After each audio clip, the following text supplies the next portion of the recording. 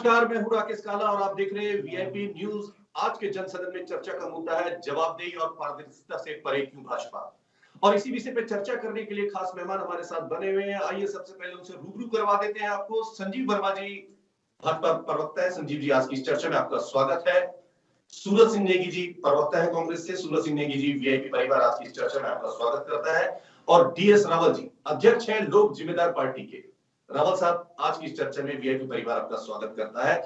सबसे पहले प्रश्न ले लेता हूं संजीव वर्मा जी आपसे। संजीव वर्मा जी, जिस तरीके से बीजेपी के ऊपर आरोप लगे हैं, कहते हैं कि गुड गवर्नेंस की हम बात करते हैं, पारदर्शिता की बात हम करते हैं, लेकिन कहीं ना कहीं बेरोजगार युवा जो होते हैं उन पर लाठीचार्ज हो जाता है। आपके पूर्व मुख्यमंत्री कहते हैं कि लाठीचार्ज गलत हुआ, लेकिन अगर गैर छेड़ की हम बात करते हैं तो 60 साल के ऊपर के लोगों के ऊपर, वहां पे बुजुर्गों के ऊपर लाठीचार्ज करवा देते हैं। लगता नहीं कि कहीं ना कहीं भाजपा का आपस में तालमेल नहीं बैठ पा रहा। और जिस पारदर्शिता की वो बात करते हैं, आपने कहा था कि लोकायुक्त की नियुक्ति करेंगे, लोकपाल हम लाएंगे, 100 दिन के अंदर परवर समिति को चला जाता है।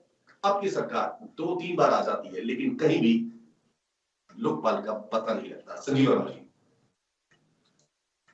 काले जी, देखिए फर्क साफ है। आपने कहा गुड गवर्नेंस, गुड गवर्नेंस की सरकार हमारी चल रही है, पूरी तरह से पारदर्शी सरकार हमारी चल रही है, जीरो टॉलरेंस की सरकार हमारी चल रही है। दूसरा, मैंने कहा फर्क साफ है। पूर्ववर्ती कांग्रेस की सरकारों में घोटाले, घपले, धांधलियां हुआ करती थी। उनके ऊपर सरकारें, कांग्रेस की सरकारें स्वयं चादर कंबल ढककर उनको छुपाने का काम करती थी, जबकि हमारी सरकार किसी भी प्रकार का कोई भी धांधली, घोटाला, घपला जैसे ही माननीय मुख्यमंत्री जी के संज्ञान में आता है, वो इंस्टेंटली उसकी जांच के आदेश देते हैं, साथ ही साथ उसके ऊपर कड़ी से कड़ी कार्रवाई हम लोग करते हैं। ये फर्क है कांग्रेस की सरकारों में और हमारी सरकारों में। हम युवाओं के भविष्य को सुरक्षित रखने के लिए संजीव वर्मा जी, लाठीचार्ज, युवाओं के ऊपर लाठीचार्ज, उनका भविष्य श्रीमान आ रहा हूं संजीव वर्मा जी, श्रीमान आ रहा हूं मैं।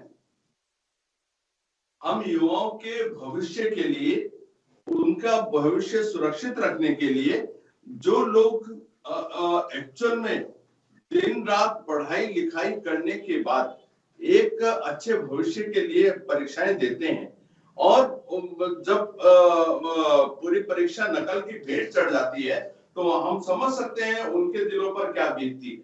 और उसी बात से निजात दिलाने के लिए हमारी सरकार ने जो कठोर नहीं कह रहा हूं, कठोरतम कानून नकल विरोधी उत्तराखंड में हम लोग लेकर आए, जिसमें 10 करोड़ रुपए तक का आर्थिक दंड, साथ ही आजीवन कारावास की जो सजा का प्रावधान हमारी सरकार के द्वारा किया गया, ये युवाओं के भविष्य को सुरक्षित रखने के लिए किया गया। और जैसा कि अभी आपने कहा लाठीचार्ज, तो उत्तराखंड का इतिहास रहा है। काला जी, आप स्वयं आपने देखा होगा, उत्तराखंड का आंदोलन चला, इतना लंबा आंदोलन चला, लेकिन हमारे युवा, हमारी मातृशक्ति पूरी तरह से अहिंसा का उन्होंने परिचय दिया। और देवभूमि है ये, देवभूमि में कोई भी व्यक्ति इस तरह का आचरण नहीं करता। और युवाओं के कंधे पर बंदूक रखकर कांग्रेस ने जो अपने असामाजिक तत्व भीड़ के अंदर युवाओं के शांतिपूर्ण आंदोलन के अंदर भेजने का काम किया और उनके हाथ में पत्थर और ढेले देकर जिस तरह से पुलिस पर और आम जनता के ऊपर इन्होंने ढेले फेंकने का काम किया और आंदोलन को एक डिरेल करने का इन लोगों ने काम किया। इन्होंने पूरी तरह से युवाओं के आंदोलन को भटकाने का काम किया और उनके कंधे पर बंदूक रख के राजनीति करने का काम किया। बड़े शब्दों में इसकी सराहना करता हूं। बिल्कुल। सूरज सिंह नेगी जी, एक प्रश्न आपसे ले लेता हूं, उसके बाद डीएस रावल साहब आपके पास आते हैं। सूरज सिंह नेगी जी, देखिए संजीव वर्मा जी का स्पष्ट तौर पे कहना है कि गुड गवर्नेंस की गवर्नमेंट यहाँ पे चल रही है। हालांकि वो अलग बात है जब बेरोजगार युवाओं के ऊपर लाठीचार्ज हो जाता है। उनका स्पष्ट तौर पे कहना है कि चाहे उत्तराखंड बनने की बात हो, मातृशक्ति को आगे बढ़ाने का काम हो, चाहे मातृशक्ति को 30% आरक्षण की बात हो, बीजेपी गवर्नमेंट ने काम किया। ये बड़े प्रश्न आपके ऊपर खड़े कर देते हैं। सूरज सिंह नेगी जी।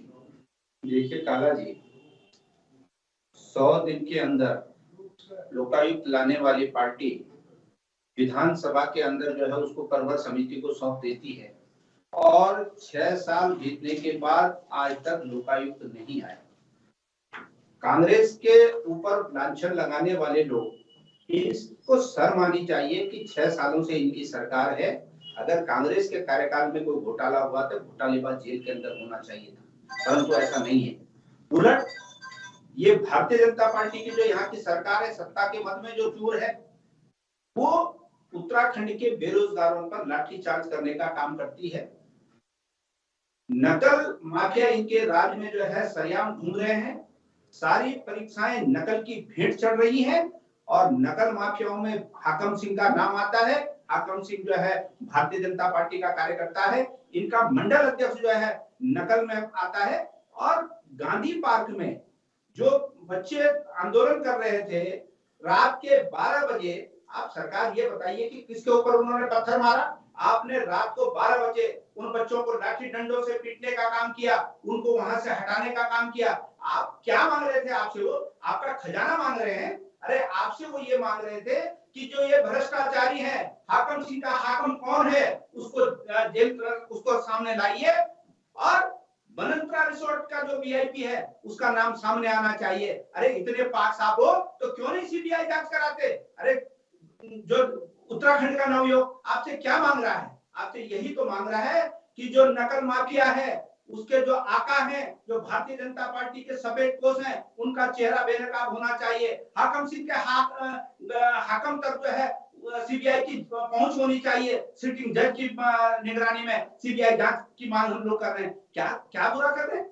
आप कह रहे हैं कि कांग्रेस भड़का रही है। अरे आप क्यों नहीं बेरोजगारों के घाव पर जो है मरहम लगाने का काम करते? क्यों नहीं हाकम सिंह का हाकम आज तक बाहर आया है? आप जांच ही नहीं करते, आप बदलाने की कोशिश करते हैं। और दुर्भाग्यपूर्ण ये देखिए कि जो लोग आंदोलन कर रहे थे, जो सीबीआई जांच की मांग कर रहे हैं, उनको आप संगीन धाराओं में जो है जेल के अंदर ठूस देते हैं। और जब प्रतिनिधिमंडल जाता है तो उसके अंदर जो है किस प्रकार से आप फर्जी प्रतिनिधिमंडल को जो है मुख्यमंत्री से मिलवाते हैं, ये सब सामने देख रहे हैं। और आप युवाओं को नहीं, युवाओं के अभिभावकों को भी जो तार कर रहे हैं, उनको छलनी करने का काम कर रहे हैं। जिस अभिभावक का बच्चा पिछले 6 साल से तैयारी कर रहा हो और जब परीक्षाएं आयोजित होती है, पहले तो परीक्षाएं आयोजित नहीं होगी, और जब परीक्षाएं आयोजित होती है तब उसके बाद वो जो है नकल माफिया की और आपके भ्रष्टाचार की भेंट चढ़ जाती है। बिल्कुल, आपको नहीं लीजिए, आपके पास एक प्रश्न ले लेते हैं डीएस रावल साहब से। डीएस रावल साहब, देखिए उत्तराखंड के परिप्रेक्ष्य में हम बात करते हैं, एक युवा उत्तराखंड, कांग्रेस बीजेपी दोनों सत्ता में आए हैं बारी बारी,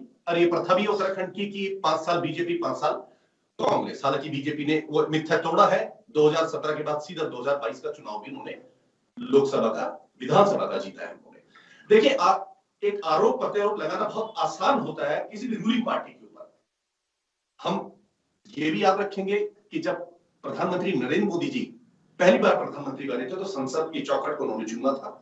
राम मंदिर निर्माण की बात करते हैं, धारा 370 की बात कर लेते हैं, उत्तराखंड में बात करते हैं तो यूनिफॉर्म सिविल कोड की बात कर लेते हैं, नकल विरोधी कानून की बात कर लेते हैं। हर बार क्या सरकार को घेरना उचित है? कहीं ना कहीं लगता नहीं कि सरकार की थोड़ी दारी भी होनी चाहिए? डीएस रावल साहब। सर राकेश जी, आपका मैं साधुवाद करता हूं। आपने सब्जेक्ट मुझे जो बताया था, पारदर्शिता और जवाबदेही पर बात हुई। इस समय जो राजनीतिक मुद्दे श्री वर्मा जी और श्री नेगी जी उठा रहे हैं, ये बहुत ही वर्तमान, और मैं बहुत शब्द नहीं यूज करूंगा, ये राजनीतिक मुद्दे केवल सत्ता तक सीमित है। हमारा मानना है, धर्म सिंह रावत जी ने कहा, उत्तराखंड एक दायित्वशील पारदर्शी राज्य बनने की परम संभावना है। पहले मैं, इससे पहले राकेश जी आप मुझे अनुमति दें, मैं जो बच्चों के ऊपर लाठीचार्ज हुआ उसको घोर अन्याय कंडेम करता हूं। भारत के संविधान की तारता, और मैंने मुख्यमंत्री जी को, वही मैं, मेरे मोबाइल में पत्र है, मैंने 4 लाइन का पत्र लिखा। जब मैं उस रात बहुत डिस्टर्ब हुआ, मैंने लिखा, आपने भारत के संविधान की शपथ खा रखी है, आपने मौलिक अधिकारों का हनन करते हुए बच्चों को आपने किसान, वो भी बेरोजगारी के लिए जो लड़ रहे हैं वो बच्चे, उनको जेल में, और मुझे यहाँ तक पता लगा कि उनसे उठे सीधे उछल के पुलिस ने लिखा कि उनको, ये कौन सा लोकतंत्र में हम जी रहे हैं भाई? ऐसा तो उन फिरंगियों ने भी नहीं किया था। इसमें हम सिंगी, मतलब ये बहुत दुर्भाग्यपूर्ण बात है, लोकतंत्र की हत्या है नंबर 2। अब मैं आप पारदर्शिता की बात में मुझे थोड़ा समय दीजिएगा, मैं इसको इलाबोरेट करूंगा, और जहां मैं गलती कर रहा हूँ आप मुझे करेक्ट करिए। देखिए, धर्म सिंह रावत पौड़ी में मजाकोट के रहने वाले, पैदा हुए शिमला में, उनके पिताजी घरेलू नौकर बन के गए थे। उन्होंने मेरे सपनों के उत्तराखंड में लिखा है, ये राज्य 1947 में मिला हुआ आजादी का विस्तार है और इसकी राजधानी केंद्र बिंदु गैरसैंण होगी और उत्तराखंड एक दायित्वशील पारदर्शी राज्य बनने की पूरी संभावना है। उसके लिए हम 7 नवंबर को हम यहाँ पर 13 सूत्री मांग दे करके हम गैरसैंण चलेंगे। 13 सूत्री मांग दे करके हम गए, उसमें सभी बिंदु राजधानी गैरसैंण से लेकर के यहाँ की भूमि सुधार। अभी तक आपको पता होना चाहिए कि उत्तराखंड सरकार ने अपने कानून नहीं बनाए इस राज्य को लूट करने के। आपको पुनर्गठन अधिनियम पर राज्य चल रहा है, करके आ गए हैं। हम तो कह रहे हैं 2000 में जो विधायक आया था, आज तक 22 साल के अंदर वो अपना विवरण दे, उसने जनता का कितना पैसा है, किस मत पर खर्चा किया। ये दूसरा बिंदु है, ये जवाबदेही का मुद्दा है। बिल्कुल बिल्कुल मानते हैं ना इस बात को? बिल्कुल। मैं एक बराबर समय दे देता हूँ, राहुल साहब लौट के आता हूँ आपके पास। एक प्रश्न ले लेता हूँ संजीव वर्मा जी से। संजीव वर्मा जी, 88 पद अभी खाली हैं। अगर हम बात करते हैं राज्य मंत्री की, चाहे अन्य विभागों के अध्यक्ष की बात कर लेते हैं, 25 बात कर लेते हैं, चाहे 24 की बात कर लेते हैं, ये भी शायद सुनने में आ रहा है कि होली के बाद ये पद दिए जाएंगे। लेकिन एक बड़ा प्रश्न यहाँ पे उठ जाता है संजीव वर्मा जी, कहीं इन पदों को लटकाया तो नहीं जाएगा? क्यों? क्योंकि निकाय चुनाव इस वक्त सर पर है और हर व्यक्ति, हर कार्यकर्ता, हर वरिष्ठ कार्यकर्ता उम्मीद लगाए बैठा है कि ये पद उसको मिलेगा, क्योंकि अगर वो संभावना खत्म कर दी तो कहीं ना कहीं कार्यकर्ता बिफर जाएगा और जो वोट बैंक है आपका, उसमें कहीं ना कहीं कमजोरी आ जाएगी। संजीव वर्मा जी। संजीव, देखिए, भारतीय जनता पार्टी का तमाम कार्यकर्ता एक सशक्त अपना व्यक्तित्व रखता है और भारतीय जनता पार्टी जब जो भी चुनाव हम लोग लड़ते हैं, उन तमाम चुनाव में उनका अपना एक महत्वपूर्ण योगदान होता है। और अनुशासन का आप समझ सकते हैं कि भारतीय जनता पार्टी के बराबर अनुशासन शायद ही देश की किसी भी दल के पास विद्यमान होगा। और बात रही आप जिस तरह से दायित्व की बात कर रहे हैं, तो समय आने दीजिए। ऐसा प्रश्न नहीं है कि हम किसी को दायित्व दे देंगे और यदि किसी को नहीं मिलता है तो वो नाराज हो जाए या इस तरह का। ये केवल और केवल मिथक है। भारतीय जनता पार्टी का तमाम जितने भी कार्यकर्ता वो डेडिकेटेड कार्यकर्ता हैं और उनका दिल में कमल खिलता है, मन में कमल खिलता है और हर वक्त उनका एक ही सपना होता है कि मैंने कमल को खिलाना है और उदीयमान करना है। बिल्कुल। संजीव वर्मा जी, विधानसभा में बैकडोर से एंट्री हो जाती है, क्या कमल खिलेगा? जेल का पेपर लीक हो जाता है, क्या कमल खिलेगा? पटवारी का पेपर लीक हो जाता है, क्या कमल खिलेगा? संजीव वर्मा जी। काला जी, देखिए, जो भी पेपर लीक हुए हैं उनके ऊपर हम लोगों ने इंस्टेंट कार्यवाही करी। यूके ट्रिपल एससी के जब पेपर लीक हुआ, हमने यूके ट्रिपल एससी के अध्यक्ष सहित उनके 4 वरिष्ठ अधिकारियों को जेल की सलाखों के पीछे भेजा। आज भी जेल की सलाखों के पीछे हैं। 50 से अधिक जो इसके गुनाहगार थे उनको जेल की सलाखों के पीछे भेजा, उनके ऊपर गैंगस्टर लगाई, उनकी तमाम अवैध संपत्तियों को करने का हमारी सरकार के द्वारा किया। पटवारी भर्ती का पेपर लीक हुआ, 1 महीने से भी कम अंतराल में हमने पुनः उस परीक्षा को दोबारा से कंडक्ट कराया। और बड़ी बात यह है, 1,58,000 में से 1,03,720 बच्चे दोबारा उस परीक्षा में बैठे। सबने सरकार के को अप्रिशिएट किया कि आपने इतने कम समय में दोबारा इस जो भर्ती थी इसको कंडक्ट कराया। हम युवाओं के भविष्य के साथ हैं। युवाओं के भविष्य के साथ जो भी व्यक्ति खिलवाड़ करेगा हम उसको कतई बख्शने वाले नहीं हैं। जिस तरह से काला जी, मैंने पहले भी कहा, जो कठोरतम कानून नकल विरोधी हम लोग लेके आए हैं उसकी पूरे देश भर में सराहना हो रही है और उसी को का अनुसरण करते हुए कुछ राज्य अपने आप ही इसी तरह का कानून लाने की उसमें है। अभी गुजरात लौट के आता हूं, एक बार ले लेता हूं सूरज सिंह नेगी जी से। सूरज सिंह जी देखिए, संजीव वर्मा जी का स्पष्ट तौर पे कहना है कि अगर जेईई का पेपर लीक हुआ है तो उसमें जो भी दोषी थे उनको हमने सलाखों के पीछे पहुंचाने का प्रयास किया है, लेकिन उनका सीधा सीधा आरोप यह भी है कि आपकी पार्टी के एक वरिष्ठ नेता कहते हैं जो करना है कर लो, मैं आप बंद कर लूंगा। आप लोग क्या कार्रवाई करते हैं? सूरज सिंह नेगी जी। देखिए, जो सत्ता में लोग हैं, सवाल उनसे पूछा जाता है और जवाबदेही भी उनकी होती है। हमारे मित्र कह रहे हैं कि हमने सख्त नकल कानून बनाया। अरे आपसे पहले राजस्थान सरकार ने बनाया, और केवल सख्त कानून बनाने से काम नहीं चलेगा। धारा 302 पर भी जो है सख्त कानून बना हुआ है, उसके बाद क्या मर्डर होने बंद हो जाते हैं? 307 कानून है, क्या वो कानून नहीं बनना चाहिए? एक मिनट, नहीं, कानून बनना चाहिए, कानून बनना चाहिए, परंतु कानून बनने के पीछे वो हाकम सिंह का हाकम कौन है, आज तक आप उसका नाम नहीं बता पाए। बड़े शर्म की बात है, बड़े शर्म की बात है, उसका नाम नहीं बता पाए, तमाम अपराधियों के साथ बना पाए, तमाम अपराधियों के साथ खड़ी होती है, जो मंडल अध्यक्ष, तमाम जो युवाओं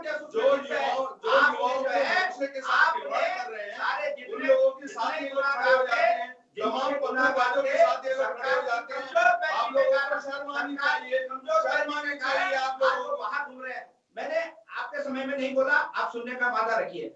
जितने भी माफिया है, नकल माफिया, जिन जिन पे कार्रवाई होनी चाहिए थी, वो आज जेलों के अंदर नहीं, बाहर खुली सांस में हवा ले रहे हैं। तो ये आपका चाल चरित्र चेहरा है, आप कहते कुछ है और करते कुछ है। काला जी मैं अपने मित्र से पूछना चाहता हूँ, वीडियो बढ़ती घोटाला हुआ था, अरे वीडियो बढ़ती घोटाला हुआ था, आपने उसकी जांच कराई, आपने उसकी जांच कराई, आपने उसके ऊपर कार्रवाई करी। दरोगा भर्ती घोटाला हुआ था, आपने उसकी जांच कराई, पटवारी भर्ती घोटाला हुआ था, आपने उसकी जांच कराई, एनएसए घोटाला हुआ था, एनएसए घोटाला हुआ था, आपने उसकी जांच कराई। अरे घोटाले वाले घोटाला हुआ था, आपने उसकी जांच कराई। घोटाले वाले आपके साथ में है, ये आपकी पटना का पिटारा है। घोटाला हुआ, घोटाले वाले एक करना नहीं है तो वो आपकी विफलता है, आंगनबाड़ी महिलाओं के ऊपर आंगनबाड़ी महिलाओं के ऊपर आप लोग लाठीचार्ज कराते हैं। आंगनबाड़ी महिलाओं के ऊपर लाठीचार्ज कराते, उसके लिए माफी मांगते हैं। अरे मुख्यमंत्री को माफी चाहिए, जब अपनी बात करके सचिवालय जाते हैं इस्तीफा देना चाहिए। अरे आपने नहीं, आज ये बताइए उत्तराखंड का जो क्या मांग रहा था, अरे आपका क्या मांग रहा था, आपसे क्या मांग रहा था, आपसे क्या मांग रहा था, उनके ऊपर आप ये बताइए ना, अपने बाप को बताइए। अरे कांग्रेस की बात छोड़िए, कांग्रेस की बात छोड़ दीजिए। यहाँ पर बोलने वाले युवाओं को बरकरारी जो काम कर रहे हैं, भड़काने का काम कर रहे हैं, उनके राजनीति कर रहे हैं आप, राजनीति माफी मांग रहे हैं। अरे धामी जी का माफी मांगिए, ये बताइए आपने करवानी चाहिए। त्रिवेणी जी का तो जो है दहन जा गया है, पर धामी जी का कब जागेगा, उनका आत्मा कब जागेगी, वो कब उत्तराखंड के लोगों से माफी मांगेंगे, तब जो है हाकम सिंह के हाकम सिंह का हाकम जेल में जाएगा। वो सही को हमारी आखिर के 9 आत्मा में पहले से जागी हुई है, जो घोटाले पहले जाएंगे, वो बताइए। अरे वो बताइए ना, आप ये बताइए कि एस राजू ने जो बयान दिया है, एस राजू के जिन लोगों के नाम, क्या आपने पूछने का काम किया कि एस राजू ने किन सफेदपोशों का नाम लिया है, कौन वो सफेदपोश है जो उनको जांच करने से प्रभावित करते हैं? अरे आप पीछे की बात करते हैं, भगवान की बात नहीं, सत्ता में आपको बताया उत्तराखंड की जनता ने, सवाल आपसे पूछा जाएगा, कांग्रेस से नहीं। बराबर समय दे दिया जाएगा। बराबर समय, मैंने कहा सवाल आपसे पूछा जाएगा। हम तो जनसंघ वर्मा जी बराबर समय दिया जाएगा।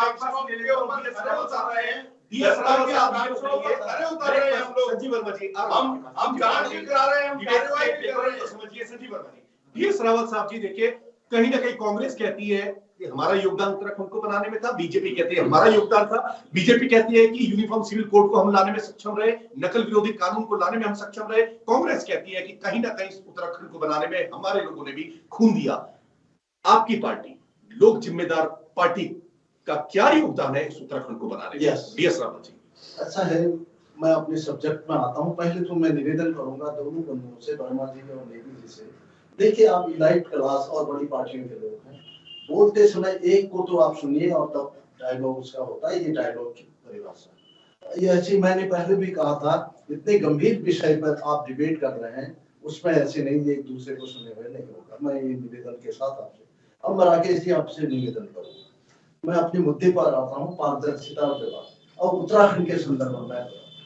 उत्तराखंड के संदर्भ में हम जो मुजफ्फरनगर कांड जब हुआ तब हम फिर मैदान में आए। एक्चुअली हम बताते हैं उससे पहले तो यहाँ जनता लड़ाई लड़ रही थी, किसी पार्टी का आंदोलन नहीं रहा। उत्तराखंड की जनता, बच्चे, महिलाएं, बुजुर्ग सब उस आंदोलन में शामिल थे। एक पार्टी उस नाम को भुनाने जरूर आई थी। और जब ये मुजफ्फरनगर कांड हुआ था तब हम लखनऊ में पैदा हुए थे। बेगम हजरत पार्क में हमने बहुत बड़ी रैली निकाली थी और मुलायम सिंह को चेताया था। उसके बाद तो फिर राज्यपाल शासन में राहुल साहब, पार्टी का गठन कब हुआ था आपकी पार्टी? 6 जून 1996 को भारत की लोक जिम्मेदार पार्टी भारत निर्वाचन आयोग से पंजीकृत की गई। राष्ट्रीय पार्टी का दर्जा है इसका। और धर्म सिंह रावत इसके संस्थापक हैं, भूतपूर्व आईएएस, जिनका विजन रहा है कि जवाबदेही पारदर्शिता के बिना लोकतंत्र मजबूत नहीं होगा और राजनीतिक पार्टियां भ्रष्टाचार का अड्डा बनेंगी। ये उन्होंने आज से 30 साल पहले कहा था जब उन्होंने 86 में लखनऊ में वो भूख हड़ताल पर बैठे थे। मैं किसी एक पार्टी का नाम ले लेना, उन्होंने जनरल बात कही लोकतंत्र के संदर्भ। अब मैं यहाँ पर आता हूँ कि उसके बाद जब मुजफ्फरनगर कांड के बाद श्रीयंत्र टापू कांड होता है, आप लोगों को याद होगा शायद। 2 बच्चे मार करके जब अलकनंदा में डाले और वहां पर राज्यपाल शासन लग चुका था, मोतीलाल वोरा आ चुके थे, तो रावत जी की 80 साल की भाभी कहते हम 10 दिन से बाहर नहीं निकल पा रहे हैं, आप कहाँ? रावत जी ने हमसे कहा कि मैं तो श्रीनगर जा रहा हूँ। और वो श्रीनगर में बैठे 10 दिन भूख हड़ताल पे और उन्होंने कहा कि आप जो है एकदम से कर्फ्यू हटाइए। वहां पर डीएम कोई लखनऊ से भेजा गया था बुरा जी के द्वारा, वो प्रधानी था, वो आया रात में 3 दिन तक कोई नहीं आया वहां पर। कोई नोटिया जी वाइस चांसलर आए, उन्होंने कहा भाई इतने डरते चलोगे, लोकतंत्र की क्या मतलब है? तो उन्होंने वो डीएम ने जो कहा, उन्होंने कहा आप कर्फ्यू लिफ्ट करो, यदि मोतीलाल वोरा आपको प्रेशराइज कर रहा तो मैं 15 दिन भूख हड़ताल लखनऊ में करूंगा। तब उसने कर्फ्यू लिफ्ट किया था, लखनऊ में 15 दिन भूख हड़ताल। दूसरी बात, हमारा पहला योगदान है, मानना है, भौगोलिक आधार पर पिछड़ा हुआ राज्य जिसकी राजधानी केंद्र बिंदु गैरसैंण होगी। ये अवधारणा राज्य की पुनर्गठन अधिनियम में लिखा हुआ है। अरे यहाँ शासन करने वाली पार्टियों ने अवधारणा को ही नहीं समझा है। भौगोलिक आधार पर पिछड़ा हुआ राज्य जिसकी राजधानी केंद्र बिंदु गैरसैंण होगी, वहीं से विकास धारा प्रारंभ होगी। यदि उस दिन और हमने ये कहा था वहां टेंट लगा दीजिए, हमें पता था ये बात में ये होगा, लेकिन ये हो नहीं पाया। आज उसका हाल ये है कि राज्य बनने के बाद 20 लाख आदमी वहां से पलायन कर गया है 10 दिनों से। 13 जगह मतलब गांव के गांव और 600 गांव जो है इस समय फुता हो चुके हैं। 16,000 गांव है उत्तराखंड में पूरे और 7,000 के करीब जो है। और भविष्य में यही हालत रही तो वो जनसंख्या शून्य हो जाएगी। कौन जिम्मेदार है? बिल्कुल बिल्कुल बिल्कुल। एक प्रश्न ले लेता हूँ संजीव वर्मा जी से। संजीव वर्मा जी, 100 दिन के अंदर लोकपाल नहीं आ पाया, परवश नीति को चला गया, इसकी जिम्मेवारी कौन लेगा? इसकी पारदर्शिता क्या होगी? संजीव वर्मा जी, विधानसभा में जो बैकडोर एंट्री हुई उसकी पारदर्शिता और उसकी जिम्मेवारी कौन लेगा? 2 प्रश्न 2 जवाब। संजीव वर्मा जी। काला जी, देखिए, पहले तो आपने लोकायुक्त की बात करी। हमारी 0 टॉलरेंस की सरकार चल रही है और वो पूरी पारदर्शिता के साथ हमारी सरकार चल रही है। और जब सरकार पूरी 0 टॉलरेंस पे है, मैं सोचता हूँ इस तरह का ये जो आप लोकायुक्त और बाकी बातें करते हैं, कोई अपने आप में कोई महत्व ही नहीं रखते हैं। और जिस तरह से अभी आपने कहा भर्ती घोटाले की आप लोग बात कर रहे हैं, तो मैं सोचता हूं माननीय मुख्यमंत्री जी के संज्ञान में जैसे ये बात आई विधानसभा भर्ती घोटाले वाली, जी नहीं, तो उन्होंने विधानसभा अध्यक्षा जी से आग्रह किया कि आग्रह किया कि आप तमाम करिए और 1 माह की जो कमेटी बनाई गई थी उसने आप कह रहे हैं कि 1 माह में अपनी रिपोर्ट है, लेकिन 22 दिनों के अंदर उन्होंने अपनी रिपोर्ट दी और 22 दिनों के अंदर उस रिपोर्ट को इम्प्लीमेंट भी किया गया और वर्मा तमाम जी, जितनी भी भर्तियों में वर्मा जी, धांधली का संदेह था, वर्मा जी, लगभग सभी नहीं, भर्तियां, आप ये कह रहे सभी हैं ना भर्तियों की जो कि चाहे जीरो कांग्रेस टॉलरेंस के, की सरकार चल चाहे रही है, चाहे आप ये कह रहे कांग्रेस हैं कि जीरो टॉलरेंस की बिल्कुल सरकार चल रही है श्रीमान, अरे जंगल में बिल्कुल मोर्चा श्रीमान किसने चल देखा? रही है, अरे जंगल बिल्कुल में श्रीमान, मोर्चा किसने देखा? बिल्कुल चल अरे रही है अपने जीरो को टॉलरेंस की बिट्टू बनने से सरकार। क्या होता है? अरे देश की तुम्हारे प्रदेश की जनता जान रही है कि तुम्हारे प्रदेश की सरकार सीएम चल की रही है। तरह अरे कितने अरे सरकार चल रही है, ये प्रदेश की जनता जान रही है। बालाजी, जनता कहे, बालाजी, जनता कहे, बालाजी, अरे कांग्रेस के मुख्यमंत्री लोकायुक्त हरीश क्यों नहीं रावत जी लगाते? पर्दे के सामने तो टेलीविजन लोकायुक्त लोग क्यों नहीं लाते? और लोकायुक्त का हिसाब क्यों रखा हुआ है आपने? आपने लोकायुक्त का हिसाब क्यों रखा हुआ है? लोकायुक्त नहीं लाएंगे। अरे और लोकायुक्त मेरे भाई, मेरे भाई लाएंगे आप। अरे आप बताइए ना, अरे अरे आप रकम में तो आप बताइए 10 साल आपको मौका मिला, खत्म करिए 10 साल आपको अरे मौका मिला, 10 साल आपको मौका मिला, आपने कहा था आपने सदन के अंदर आपने क्यों नहीं किया भैया? अरे आपने क्यों नहीं किया? आपने क्यों नहीं किया? अरे आपने इतना अरे हम नहीं कर पाए, उसको छोड़िए। आपके मुख्यमंत्री ने कहा तो उसके लिए भी माफी मांगो ना। त्रिवेंद्र जी को कहो कि जो युवाओं पर लाठीचार्ज के लिए माफी आप मांगिए, माफी आप मांगिए। आप माफी मांग रहे हैं। घोटाले की माफी मांगिए, सिडको घोटाले की आप माफी मांगिए ना। एक बहुत ही घोटाला हुआ तो आप कहाँ गए? क्यों, किसने आपके हाथ बांधे हैं? आप ये बताइए ना, क्यों नहीं जांच करते? क्यों नहीं घोटाले वालों को जेल के अंदर करते? समय के पीसी में संजीव वर्मा जी, सूरज सिंह नेगी जी, DS रावल साहब, आप तीनों ने आज की चर्चा में भाग लिया। आप तीनों का बहुत बहुत धन्यवाद। हम आपको बताते चले कि बीजेपी बात करती है गुड गवर्नेंस की, बीजेपी बात करती है पारदर्शिता की, बीजेपी बात करती है जवाबदेही की, लेकिन कहीं ना कहीं जवाबदेही हर पार्टी की बनती है। लेकिन तकलीफ का विषय तब हो जाता है जब सत्ता में बैठे हुए कुछ लोगों के रिश्तेदार बैकडोर से एंट्री पाके नौकरी पा जाते हैं। एक गरीब आदमी, एक गरीब व्यक्ति कहीं ना कहीं लैंप के नीचे पड़ता रह जाता है और एक नौकरी की उम्मीद में अपना पूरा जीवन बिताता है। इसलिए शायद किसी ने कहा कि सियासत की एक अलग जुबा होती है, लिखा है जो इकरार तो इनकार समझना। देखते रहिए वीआईपी न्यूज। नमस्कार।